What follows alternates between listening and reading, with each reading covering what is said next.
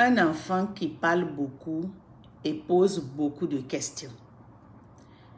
Parler beaucoup n'est pas synonyme d'intelligence. Poser beaucoup de questions n'est pas non plus synonyme d'éveil. Un enfant qui parle beaucoup écoute peu. S'il pose beaucoup de questions, c'est qu'il ne retient pas les réponses qu'on lui donne. L'éveil de l'esprit n'a rien à voir avec le fait de parler beaucoup et de poser beaucoup de questions. Un enfant peut être très calme, poser peu de questions, mais être très éveillé. Parce que l'éveil de l'esprit se trouve dans la pertinence de ce qui est dit. C'est en observant et en écoutant que l'esprit se cultive et l'intelligence se sublime.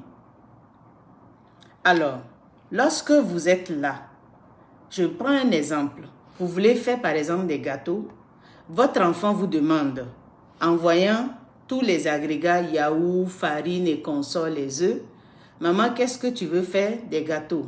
Les œufs, c'est pour quoi faire? Le yaourt, c'est pour quoi faire? Vous lui dites, reste là et observe. Durant tout le processus, vous ne parlez pas. À la fin, demandez à l'enfant ce que vous avez fait.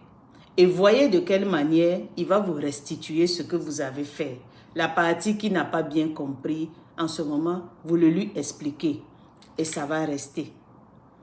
Parce que tous sont intelligents. Mais tous n'ont pas sublimé leur intelligence. Or, la sagesse, c'est de l'intelligence sublimée. Et c'est cette intelligence sublimée qu'on appelle l'intelligence du cœur. C'est elle qui construit.